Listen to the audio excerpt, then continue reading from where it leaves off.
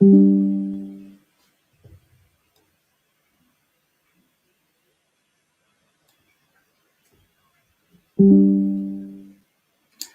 everyone.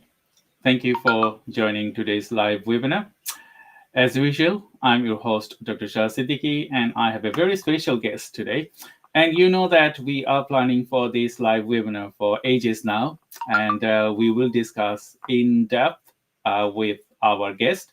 So today we are talking about writing your screenplay with a global writers groups, 100 pages in 10 weeks. As you know that I'm working with, I was a student of Carl Schoenfeld's, and we are working together now to in different space. So I am more into marketing and all other things, and Carl is doing his work with the screenplay and his online screenplay groups that he's now working with. And he has created a huge contribution to the writer community.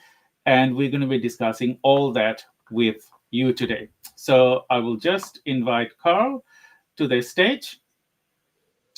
Carl, hello.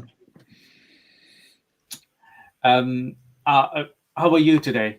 Very well, very well. Good to see you. You see me back here in my old surroundings. The last time we were at the sort of glamorous film festival. Now it's back to gray skies and back to the usual work.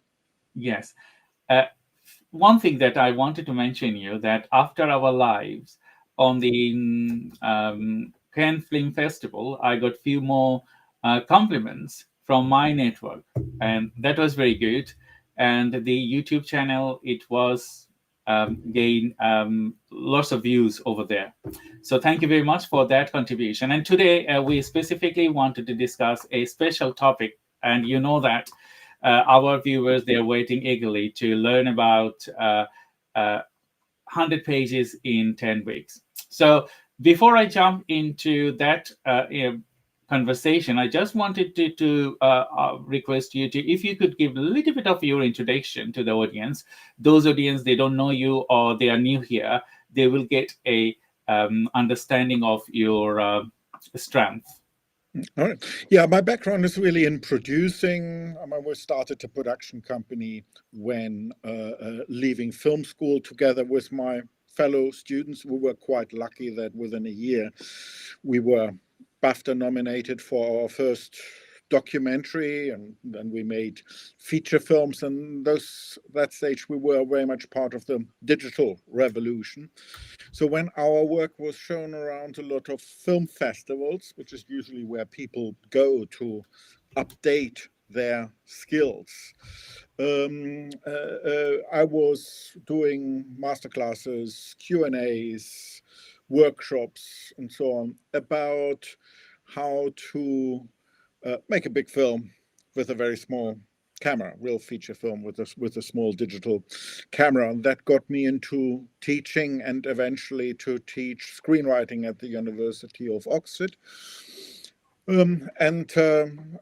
Because my course is often oversubscribed, I also got onto the internet because I got quite a few people coming back, including into the 100 pages in 10 weeks workshop there's usually 2, 3, 4, sometimes 5 people who've taken that workshop before, or initially Oxford classes, because they've got a new idea, or they want to do another draft. They understand now what's wrong with the earlier one. So that's how the Online Screenwriting Academy was born. We've been running these workshops, initially in a pub before the pandemic, but then on Zoom for more than 5 years now, and have been supporting hundreds of writers, also individually. So I also work with writers individually in terms of coaching or idea to production, comprehensive script development. And that brings me here. That's a great introduction, Carl. And as I always give this example to the viewers, that I was your students and I have implemented a lot of things that I learned from you back 20 years back. Still, you are ongoing. You are supporting students at Oxford University and with your online screenwriting academy. You know why it is important for people to understand their writing well before they jump into writing for a screenplay and all other things. It's quite a complex negotiation process. There may be particular story that you want to share. There may be a feeling. There may be, and it may be an exploration that you're curious about something which you want to explore with a story. I mean, there's a multitude of ways how people come to screenwriting, and that's why there is no one way, and that's why there's such a variety of different stories. So it's, you know, I very much cherish that multitude of approaches, but that then of course needs to be negotiated with the way the industry, the film and television industry, develop and make films. And that's, you know, that's really at the heart of it. How do you negotiate your own storytelling, let's say, intentions and ambitions with the industry structure out there? And that's what we help with. Of course, you could do this also alone by reading the trades, going to film festivals, talking to people.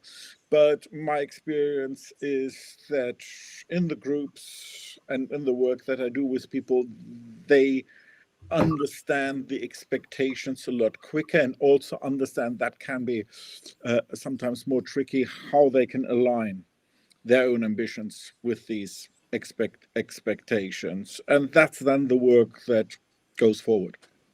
That's a great explanation. You know that today we're going to be discussing different points on specifically 100 pages in 10 weeks.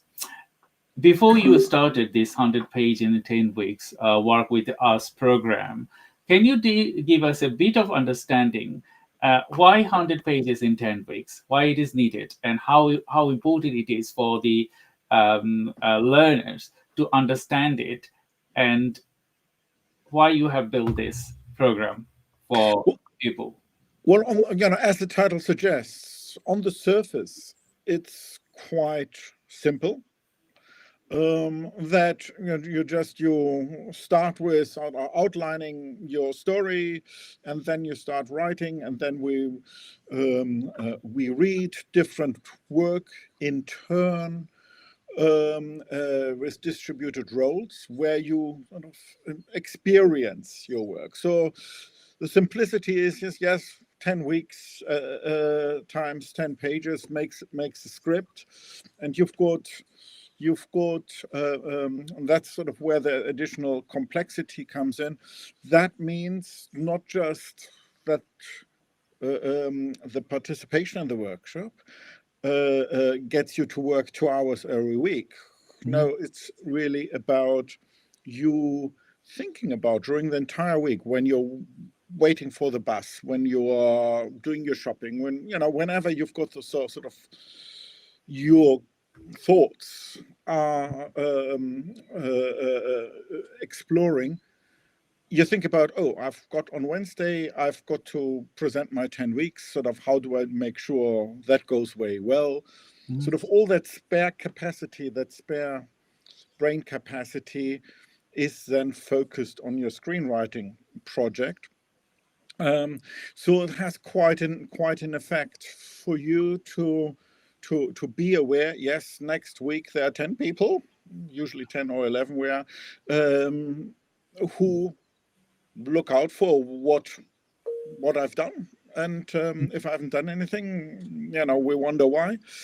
So that focuses your attention, and that already produces results. And then when your work gets read in the workshop, I think it is already a sort of first stage of experiencing your work. I find that people get a lot more insight listening to their work read out, because they hear themselves rather than me evaluating and explaining.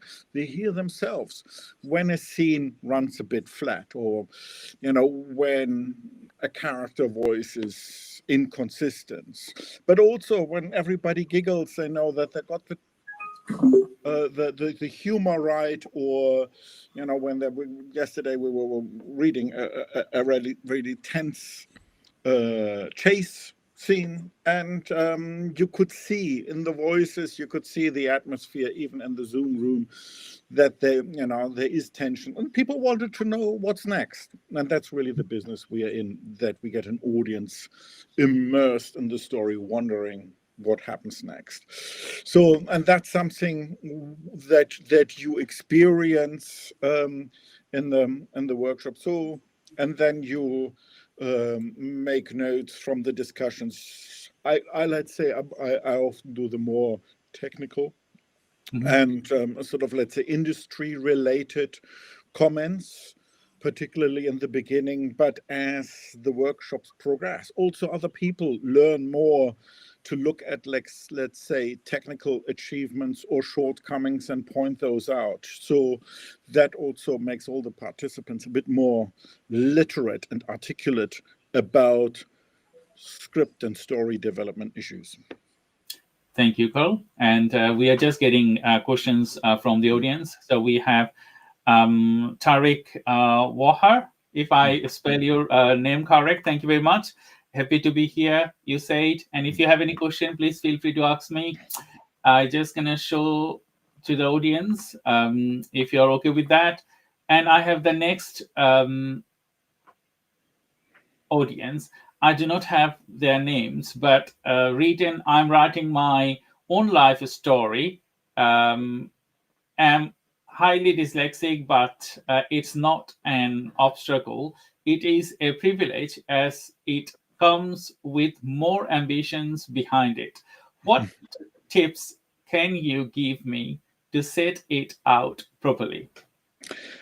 I think you've already done the heavy lifting. It's about you understanding, how the dyslexia sort of creates and sort of charges your ambition to have that confidence. I think the rest of it should be sort of fairly simple, because you find there are lots of screenwriters who are dyslexic. Actually, if you are a writer and you are dyslexic, probably screenwriting might be your favorite form, because we are not in the business of enthralling the reader through beautiful language constructions and so on. That's what novelists do. They need to find absolutely the right words, and that way they influence what's going on in my brain, inspiring things and so on. If you, because when you write a script, it's a technical document, really. It's has clear conventions that are really designed for its professional readers, producers, development executives, directors, cinematographers, actors, and so on, who then bring their own professional creativity to it. So it's a sort of quite a well-defined communication process. And so the aim when you're writing a script is not that enthralling through language. It's really about creating dramatic situations. It's about creating emotions. That is really, so it's more important, as your comment suggests. It's more that that you feel these emotions and know how to work these, how to put different emotive sequence situations into a sequence in order to build a story. So Google dyslexic screenwriters. I'm sure you find quite a few. I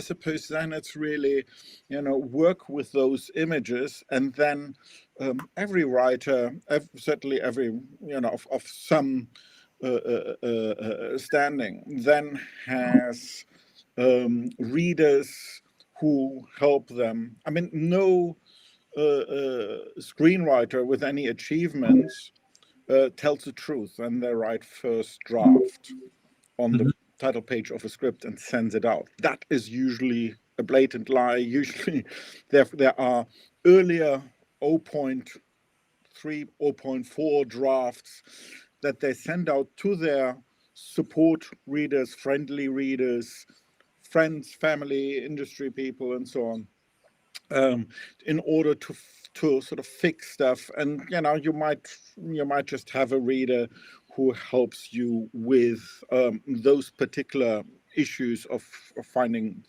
improving the word choices and improving the spelling and improving the grammar. But that's sort of technical stuff. There are loads of people who can help you with that. It's really the emotions and, creating situations, dramatic situations that make us wonder what happens next, that give insights and so on, to conjure those up. That's really the business of screenwriting. And then the words are just there to help all these professional readers to trigger their creativity as well. For the actor to think, how would I deliver these lines? For the cinematographer to think, how would I frame this? How would I light this? Is it going to be dark and bright? Sort of, that's really where the filmmaking happens, not so much in the spelling and in the grammar. Thank you, Carl, and thank you, our online user. Although I don't have your name, but that was a great question. I'm dyslexic myself. As Carl said, that dyslexia make you extraordinary. So you are extraordinary already. So then utilizing your knowledge to write a screenplay is a different levels. And we have lots of tips and tricks on the online screenwriting academy.com websites.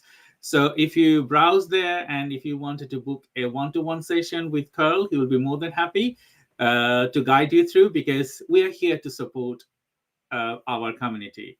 Either way, you can get supported. Don't worry about anything. If it's started, you started, or if you're in mid-levels, or if you're in a mature level, you always need a second spectacles to look your screenplay, talk about, and then go from there. So thank you very much for your questions. My next question, what your thoughts on the film straw? And as I'm dyslexic, I cannot pronounce this word. I think Carl, you can. Incentive to be here. Incentive to be here. I am using ChatGPT to get started on it. Thank you for your engagement. Means a lot from both of you. Yeah, I'm not familiar with the film Straw. I haven't seen it, so it's always, I'm a BAFTA awards voter, so I see a lot of the things that are sort of, on that kind of radar. I go to film festivals like Cannes and so on. But I'm not able to catch absolutely everything. So that's why, let's say, on the more prominent films, as well as some of my weird choices at festivals, I can comment, but not in absolutely everything. Yet I think ChatGPT can be very helpful. I mean, there's a long answer on the website. There's an article I wrote about working with generative AI.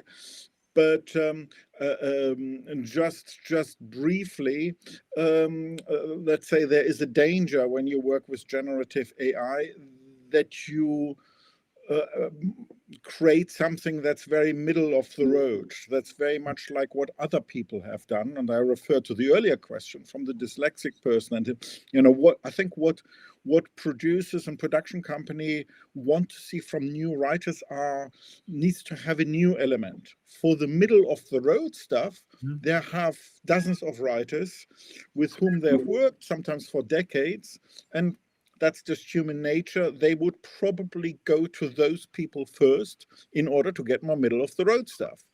So what you have to think about is, how do you make sure there is a real original voice? You're exploring something new, a new story world in that story, which would make a producer say, yeah, I don't get that from my usual writers, so they want to have a meeting with you.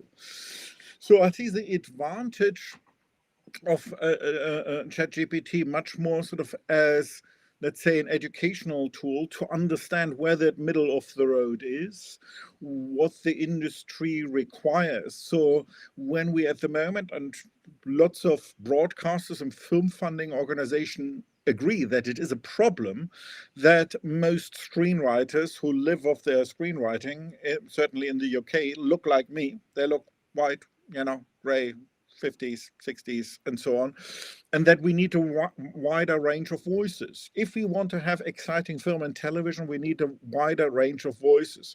The problem, of course, is that a lot of people from this wide range don't have access to that kind of education. What some sociologists have called cultural capital, that you get when you grow up in a house where last night's movie is being discussed at the breakfast table, and you know all the right words, and you know all the right construction principles. So I think you can already see that generative AI can be used by some people. They've figured that out to make up for the lacking cultural capital, and use ChatGPT in order to tell an original story in a way that it fits into film and television industry expectations. That's how I can maybe compact a huge discussion at the moment that's going to turn the industry upside down, into a format that can be digested as part of such a Q&A session. I totally agree with you, Carl, because when AI is there, you write things, but AI doesn't have souls the way you say it. Like, you can use AI. As I'm dyslexic, I have short memories. So I usually, if I cannot write a sentence properly, construct a sentence properly, I get support from AI. But the originality is your brain, isn't it? Originality, what you think about from your heart, and then you laid your masterpiece. So we have many other questions from the audience, but before I jump into the questions, I just wanted to ask our original questions that we discussed about 100 pages in 10 weeks. So if you are definitely wanted to join Carl with 100 pages in 10 weeks, please feel free to go to our website on onlinescreenwritingacademy.com, and you will find all the work with us options and how you can join Carl and the different type of offerings over there. My next question to you, you are thinking, we are thinking, okay, 100 pages in 10 weeks. This is a challenge, isn't it? Why this challenge is needed for the writers community to engage with? It's really, we went earlier into, let's say, the impact that it has on your brain to be part of a group, and there is an expectation. And how that frees up parts of your attention and your brain to focus on your screenwriting. Plus, also, it is the experience of hearing your own work. It's not like, by all means, not the same as seeing it filmed and seeing a film on the basis of it, but it goes a little bit in that direction, that it sort of creates a little sort of prototype of what your story might sound like when there's different voices telling it. And through that, people get out loads of first their own insight rather than somebody telling them, but also you get feedback from a whole range of perspectives. One thing that you need to, of course, bear in mind that we're moving increasingly from, let's say, the sort of 20th century national broadcasters in different countries towards a streaming service model, and those streaming services all looking for stories that work globally.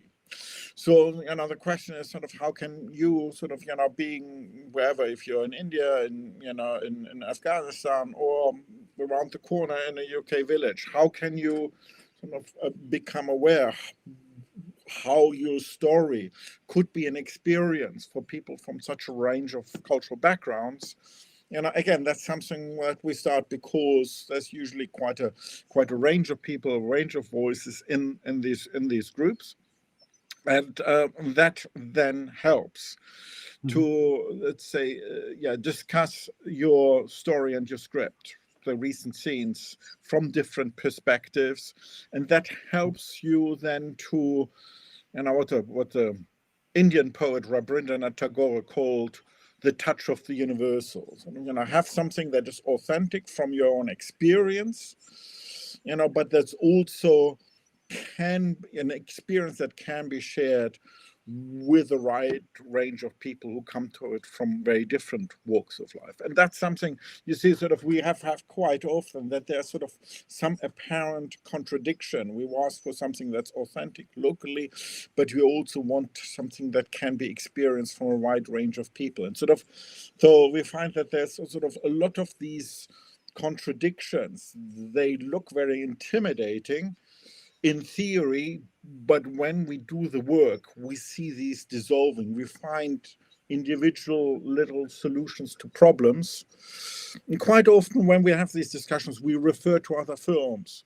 We say, hey, you've got a problem here, sort of bit of a clash. Let's look at how they've resolved it at these other films, and so on. So that's why we often talk about movie titles or television titles, in order to understand how can a particular problem be met.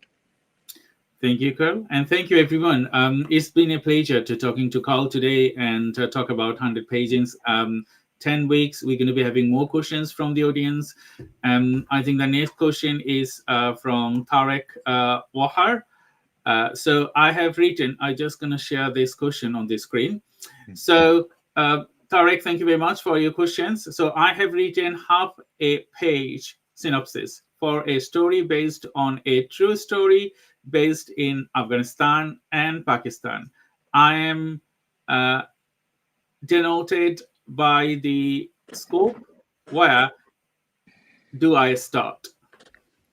Yeah, I think sort of, your advantage is that Afghanistan and Pakistan are troubled places at the moment. That's, of course, bad for the people who are sort of having to deal with these troubles. But as storytellers, we like problems and troubles and conflicts and so on, and that this is already in people's awareness that these are difficult places. So that's why, you can use that to raise an audience interest. Half a page, of course, is sort of very cursory. That's why.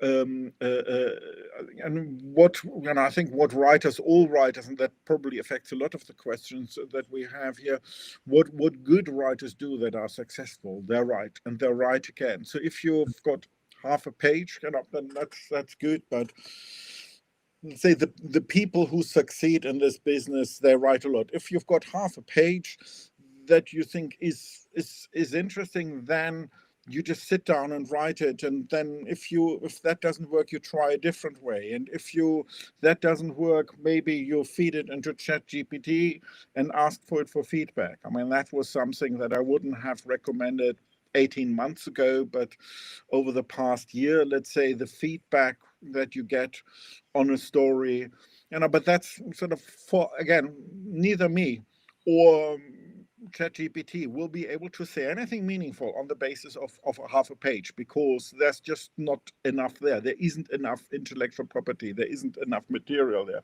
to say this is your story. So I would say you need to at least sort of expand it to 8, 9, 10 pages, a short story, to understand that is really Tariq's experience of the Troubles, or your perspective on what happens in this country, so that it's unique to you. So only through that detail, that's how you also acquire copyright. Nobody gets any copyright for any idea. If you say, oh, I've got a great idea, it's about a boy who falls in love with a girl, not copyrightable. Ideas are not copyrightable. It would be a terrible world if everybody would have to go, everybody who wants to go to a story, or a girl falling in love with a boy, would have to go through you and get your permission, to write that kind of love story.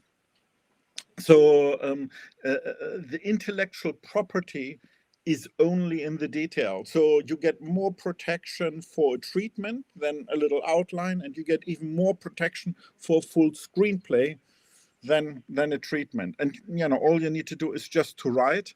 And that's what I mentioned earlier. Build, let's say, a community of friendly readers as you get. I mean, that's what happens a lot in 100 pages in 10 weeks, that people find some other people, not everyone, but some other people who will give them early feedback, what I mentioned earlier, and you to talk to other people, get their feedback, and then write a better draft until you can send this out to directors and producers and find a community to get it made. Thank you, Carl, and thank you, Tariq. And you also thank Carl. Get it busy, because without writing or dumping all of your ideas to the papers, you even can't start. So it's the best way to engage with Carl. And we also wanted to request you today. We have a YouTube channels where I will ask my team to paste the YouTube channel link here, and as well as we have a Instagram page and as well as Facebook page. So if you wanted to go to our websites, you also can get those links here. We just need your support and spread the word of Screenplay. Those people you think that they can get benefited. We have lots of tips and tricks on our website. So thank you, everyone. And I just wanted to jump into my next questions.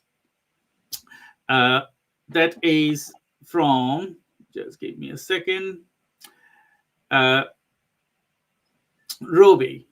So the question is, from where can I start my journey to find the answer of if I was able to do this job of screenwriting? What is the required touch or secret we need to have? I don't think there's any sort of secrets really. I would very much distance myself from the kind of coaches or script gurus who say I've got the secret sauce. There is no secret sauce. I think that's just ways of getting you to split with your money. I think it's really what I mentioned earlier. What you need to do is write a lot. That's certainly, it's like in most disciplines, it's really that elbow grease, that tenacity that I see brings people to the top. I think you need a real passion for film and television storytelling. When I have people in the workshops who don't watch very much, then there is actually quite little I can do how to help them. Because if I then mention, oh, you should look at this film, or look how they should have done it at that film, and if they sort of haven't seen any of the classics, if they haven't seen anything of the kind of films that have been discussed recently, it becomes very difficult for them to catch up. On the other hand, it also works with what I see professionals do is they don't just watch a lot of stuff, but also reflect on it. we have all these discussions in film festivals and conferences and so on about what's good, why is it good, why is this, what does a particular film, Parasite, Anora, whatever, what does it mean for the industry, where audience tastes are going, where business models are going, and so on. So we have these discussions all the time. So and that's really, I understand when you come here and you're starting out, you don't have access to that, but I've worked with lots of people who then have. Who start first with maybe regional film festivals or online events or connecting with people on social media and striking up, loving their stuff, commenting on their stuff, striking up a conversation, and so on.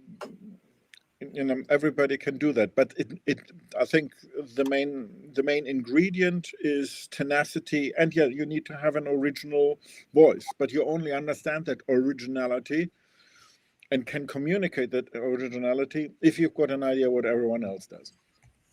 Thank you, in Carl. that sector. So that's not in all film and television across 130-year history, but if you're doing horror, if you're doing television soaps, if you're doing musicals, you need to know that sector.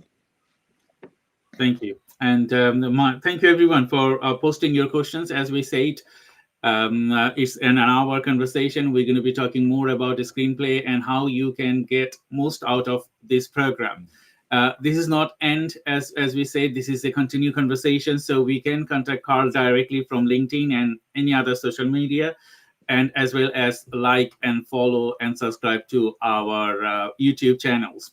So my next question is from a LinkedIn user. My book is called The Ever Raping Pitch. Riping, I suppose. Ever Riping Pitch, sorry. Tough and what life's thrown my way, but soft as a peach as a person. My mission is global change. Thank you. I will follow you both. It's a great film initiative. I will look at your article on it. Mine is outside the box completely. Yes, I think I like titles that are slightly mysterious. So usually a peach gets ripe, and then there's a good time to eat it because initially it's hard, and doesn't really taste like very much, and but then it's really beautiful when it's ripe, and then it goes beyond ripe, and you don't want to eat it anymore, and it smells funny. So sort of, if there's something that is ever ripening, it's kind of, it's a strange concept, and I would like to know sort of, how could that happen? So I like these kind of intriguing titles. Thank you. So we just wanted to jump into our original conversation, and we're going to be answering some more questions. Thank you, everyone, for giving and joining this live webinar. It's really fascinating to talk to Carl and as well as answering your questions. So, these online writing groups, we understand that it has a mechanism that can keep the writers busy, one thing. What other key takeaways our audience can take from these online writing groups that you are offering with 100 pages in 10 weeks? Yeah, I think it's also important. You need to be ready for that kind of interaction, for that kind of conversation. So sort of, that's why with people who joining this, I usually have a conversation sort of where they're at in their storytelling, and because I find that we need, in order for people to find it worth their time, we need to have quite intense and focused discussions about the work we've just been listening to, and I don't have so much time in the workshops to explain, let's say, the key elements of characterization, of structure, of genre, for example, how to work with genres and what are the differences and how do you recognize a genre and what is a good work that people do in that genre and who have been defining that genre and all that kind of stuff. So, and I'm aware that, let's say, those key principles, there aren't very many of them, but how to implement them is really the struggle. So, but I don't have time to sort of explain them. So it's also about you thinking about how can you get ready for such a group, by watching lots of stuff and reflecting why you think it's good and it isn't. It's not about whether you like the same stuff as I do. It's more about what case you make, why, whether something that you've seen has a real achievement for you. That's sort of what I'm looking for. And maybe also read some of the books that are available about story structure, or even blog posts. I mean, Dan Harmon mainly does blog posts about this story cycle. The other key books are sort of, Robert McKee's book on story. Chris Fogler, I think, is the first one you should always read, Writer's Journey, and so on. Just to, not because I believe that following, let's say, the principles of these books will be guaranteeing success. I think it works much more that you understand the concepts, the mechanisms better, and then really what you learn from is not these books, but then you look at how their principles have been applied in the kind of comedies that make you laugh, or in the kind of dramas that make you cry, or the horrors that make you recoil, how these concepts have been applied. And that's really what then happens a lot, in those discussions that we'll look at your achievements, and then maybe look at how you can improve on that if necessary. Thank you, Carl, and thank you everyone for your questions. I have next questions from another LinkedIn user. I have written wellness journals over 5 years. I'm writing global changes for world wellness, and now started writing my life story book for global connection. Sorry, I need global connections that helpfully has a meaningful impact of unique survival and belief of people for the future for all. It's a huge mission. I might try a 100-page short story to begin with. Yeah, and here the thing is, let's say, certainly in feature film, sort of when we sit down and watch television or go to the cinema, it's important to remember that people usually don't like to be lectured. You should do this and you have to do that. If you want to be successful, do what I say, and all that kind of stuff. That doesn't really work. Because those kind of stories are experiential. What you want to create is an experience by using fictional characters, running into fictional trouble and events and so on, that make your ideas experiential. I think some of the best work, everything by, Christopher Nolan, for example, Stanley Kubrick, and so on, is about ideas. But you don't feel lectured because these storytellers are able to illustrate is the wrong word, more like sort of bring these ideas to life by creating a story that allows us to experience these ideas. And so that's why I would recommend, look at films like Memento or Interstellar or 2001 or Clockwork Orange or sort of all these films. And by all means, sort of Google yourself a short list, films about ideas. Look at how these films bring ideas to life. And I think then you will be in a much better position to write something, because you understand the challenge of bringing an idea to life. Thank you, Carl. And thank you, everyone. We have some more questions, but I just wanted to dive into deeper to share an experience or a story, success story from your end, because we know we have lots of success stories on the Online Screenwriting Academy's websites, but can you share a specific success stories? Because, on the Cannes Film Festival, we interviewed Alex Dikofa, and it was fascinating the way he talked about a screenplay and your connections, and both of you went over there. We're going to be talking a little bit of that end of this live, but can you particularly share a success story with our audience and end-to-end process if they will join 100 Pays in 10 weeks? What is the typical end-to-end process and a success story based on your previous cohort? Since for, let's say, a lot of people, I suppose sort of what I do, what happens a lot is that people go on to film festival labs. I mean, there are a lot of labs, Torino Film Labs, Berlinale Talents, Cinefondation at the Cannes Film Festival, Sundance Labs, BBC Writers Room in the UK. So they're also sort of national labs, and quite a few of the people I've worked with have gone on to these labs, which usually then are in a business. You've been selected, usually out of thousands of people who apply. That's already quite a distinction. And they then connect you to, let's say, the next layer of professionals, producers and directors who might work with you, on getting your film made. So that's certainly a sweet spot.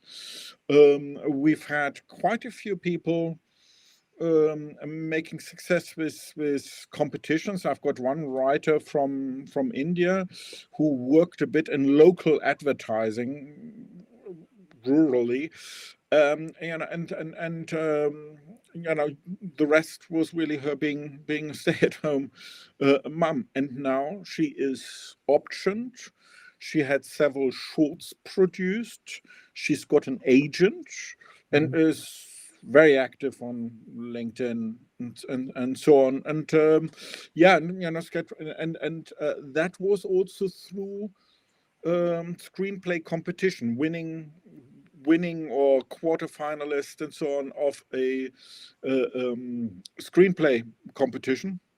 Let's say, which also sort of shows how the industry changes in the 21st century, because let's say before COVID, there was maybe a maximum of 3 competitions that were worth your time. That's a Blacklist, the Nickel Fellowship, and maybe Rockcliffe, but everything else would be regarded as a waste of time. But then through COVID, quite a few writers managed to make professional connections through screenwriting competitions, and that sort of changed this. But as always, I would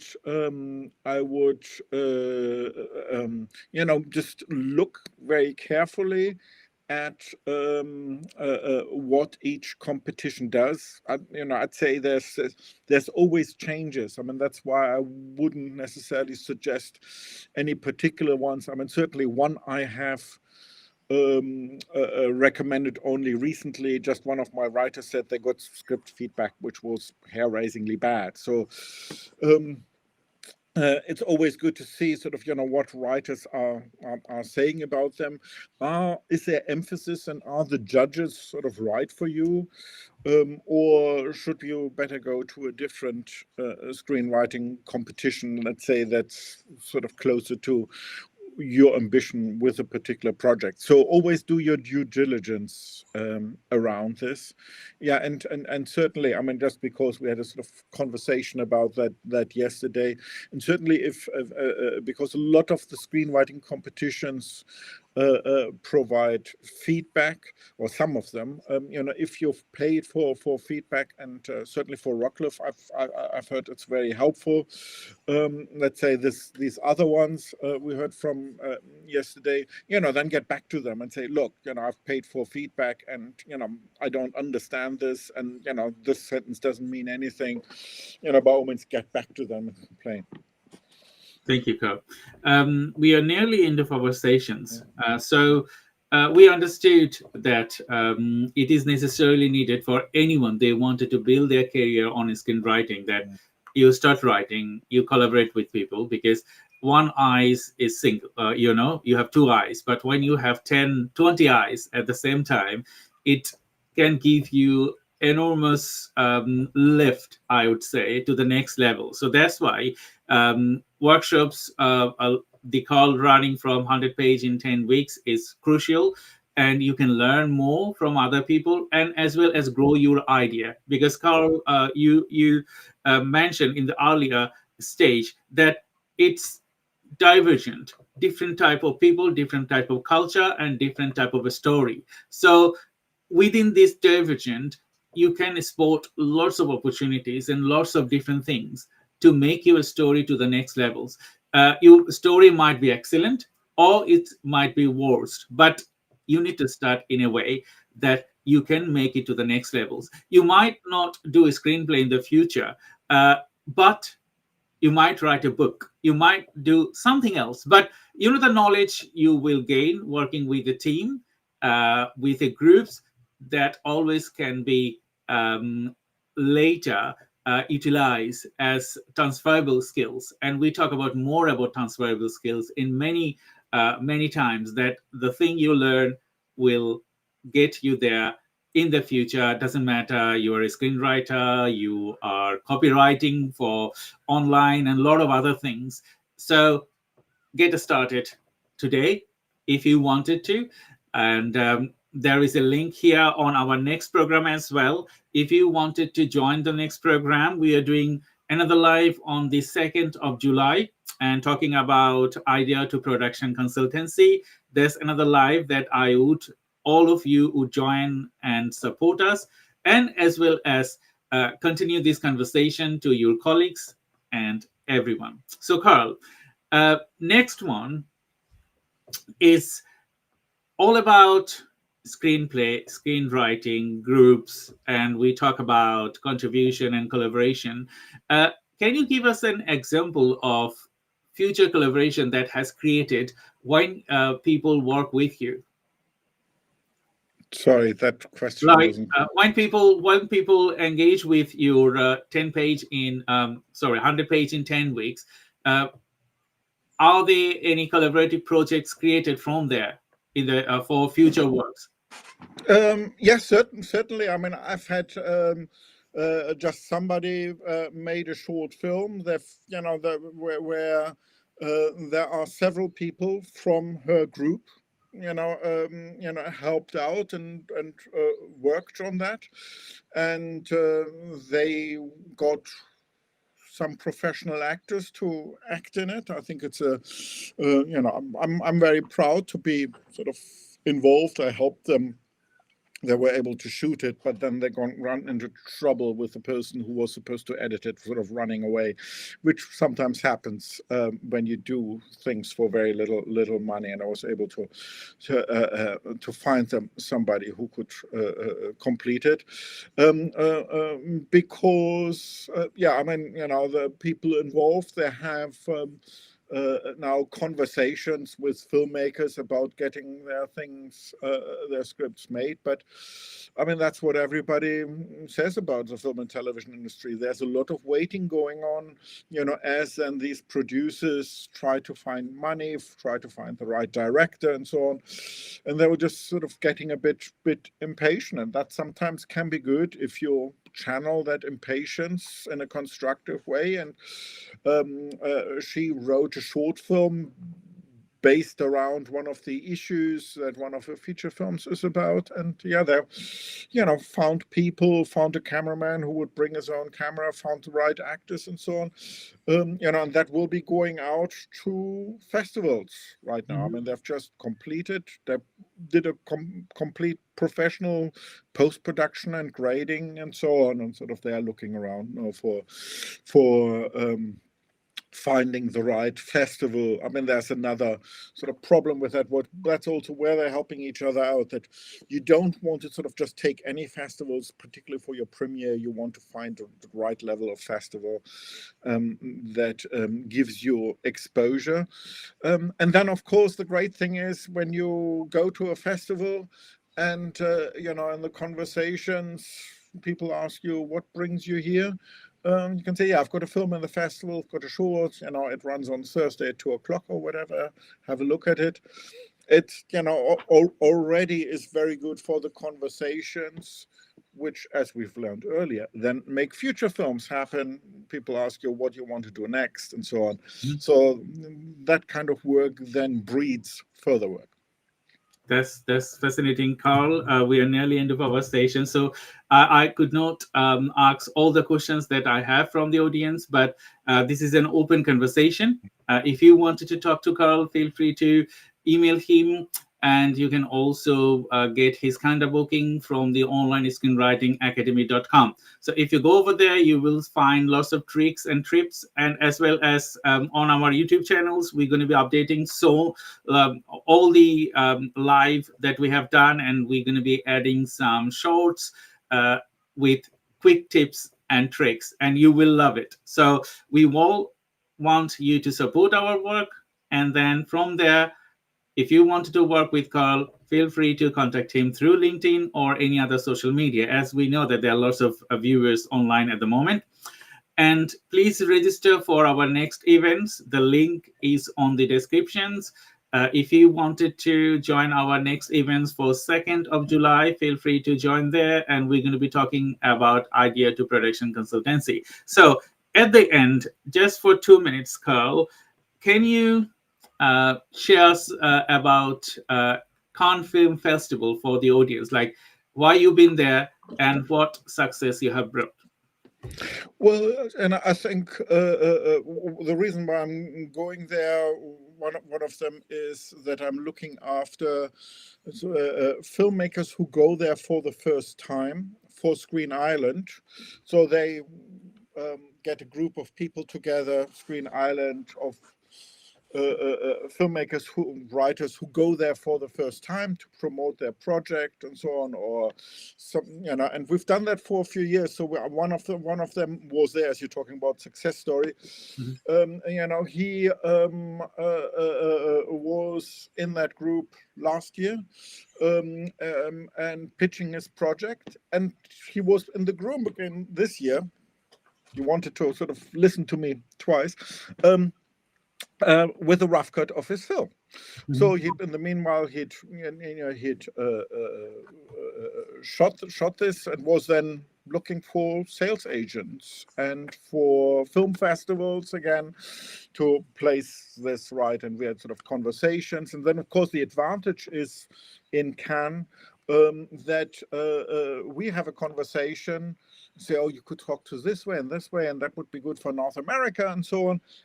And then he could just get up and go, and find these people, and talk to them, which, usually in the Zoom call is not that easy. So let's say, the Cannes Film Festival really accelerates all those kind of ideas. Oh, that's an idea. Let's try it out. Let's see if we can meet these people. And that's certainly, something where I find, oh, I've got an Indian co-production, and I go to the Indian pavilion and sure, just sit down there, have a cup of tea. And then in the rest of the afternoon, I talked to 5 Indian producers, who are all capable and sort of, why they might be interested in working with me on this and so on.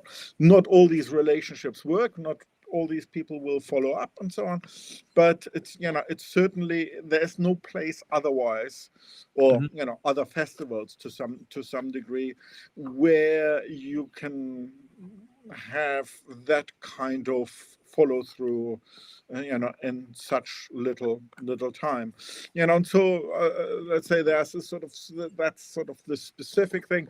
And also, I mean, as anybody who's sort of film and television, there's sort of huge changes going on at the moment. Cinema is becoming a lot more global.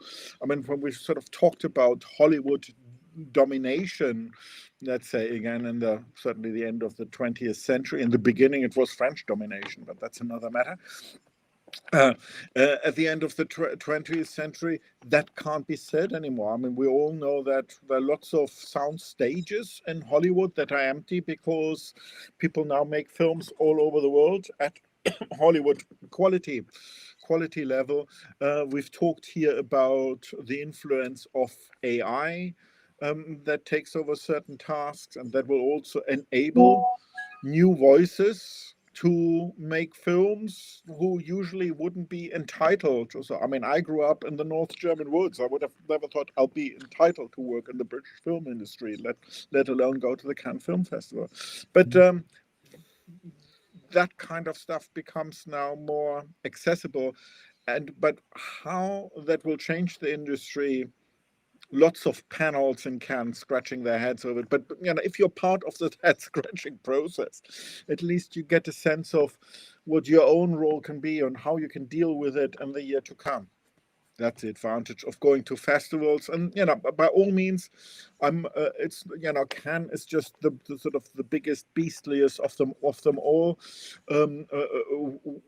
Where, let's say, that kind of power is very condensed. But I really recommend anybody here who can go to a film festival, maybe run by a little cultural center or something smaller near them. Certainly everybody who goes to festivals, let's say smaller national film festivals like in Mumbai or Edinburgh or sort of places like that, they're much easier to work, because in Cannes, if you meet a person, you probably don't meet them again in the rest of the week because it's just so sprawling. Whereas in smaller film festivals, you run into people again and you have another drink. You can really sort of form a stronger bond and so on. So, I'm all for that. People going, maybe volunteering, you really know film festival inside out, get a lot of insights and so on if you volunteer as a driver or as an usher or so on at a film festival.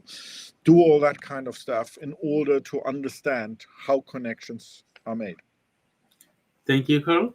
And thank you, everyone, for joining today's live webinar.